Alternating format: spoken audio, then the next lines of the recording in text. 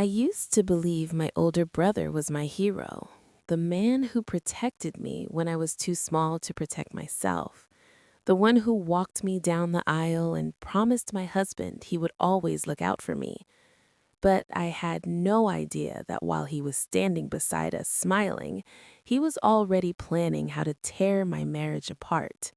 Because the truth is, the person who destroyed my relationship wasn't a stranger, it wasn't an ex, and it wasn't even my husband.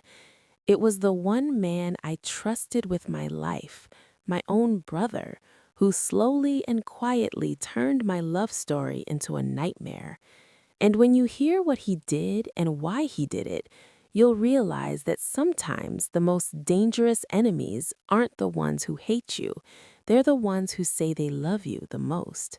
So stay with me because this isn't just a story about betrayal. It's about how my hero became the villain in my marriage and how I didn't see it until everything was already burning. Growing up, my brother David was the center of my safety, the person everyone trusted with me, the one who fought my battles before I even knew how to raise my voice.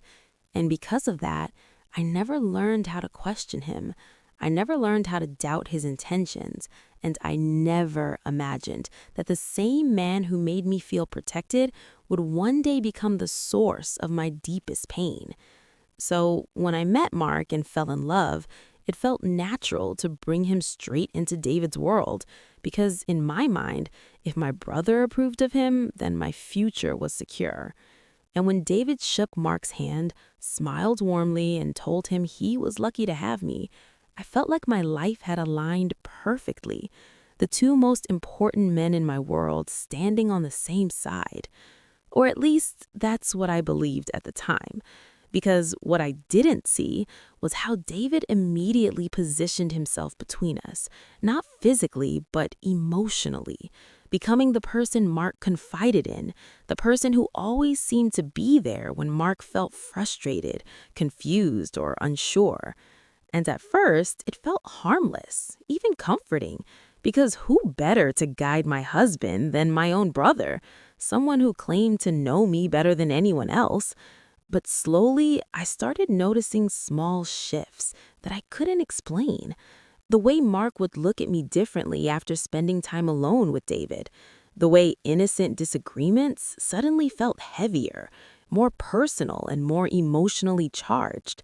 And whenever I tried to address it, David would step in with a calm voice and a concerned expression, framing everything as him simply wanting what was best for us, while subtly turning my reactions into proof that I was too emotional, too sensitive, or too difficult.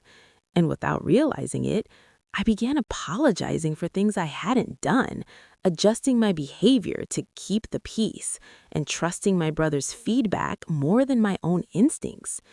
Because when someone has been your protector your entire life, you don't expect them to be the one quietly pushing you toward the edge. And if this part of the story feels uncomfortably familiar, like and subscribe right now, because the signs you ignore early are often the ones that cost you the most later. It wasn't until much later that I realized David wasn't just influencing Mark's thoughts, he was actively rewriting my identity in my husband's mind, piece by piece, lie by lie.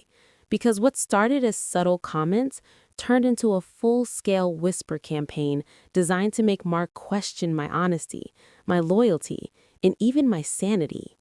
And the scariest part was how believable David made it all seem, leaving old photos of my past relationships where Mark would accidentally find them, mentioning phone calls that never happened, hinting at conversations I supposedly tried to hide, always wrapped in the language of concern and followed by statements like, "I don't want to hurt her, but you deserve to know the truth."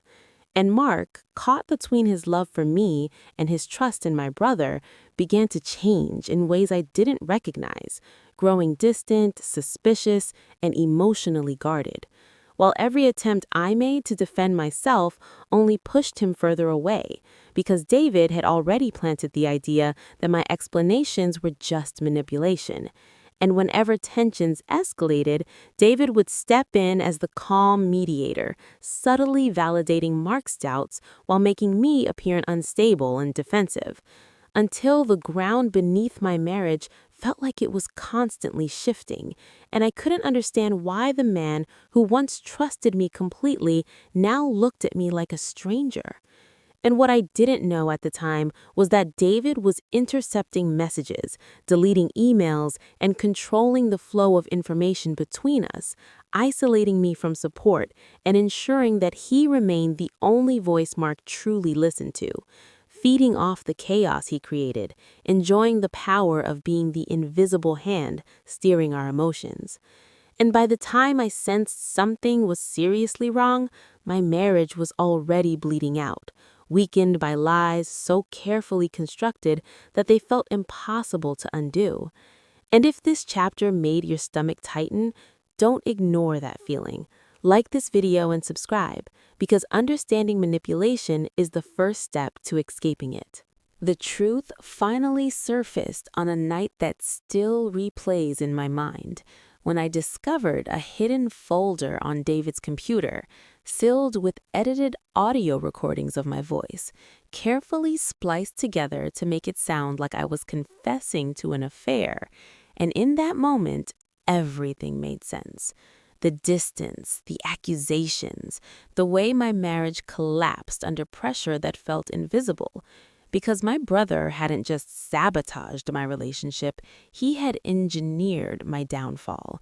And when I confronted him in front of Mark, playing the original, unedited recordings I had recovered from an old backup, I watched the man I once called my hero crumble. Stuttering excuses spilling out as his carefully constructed image collapsed.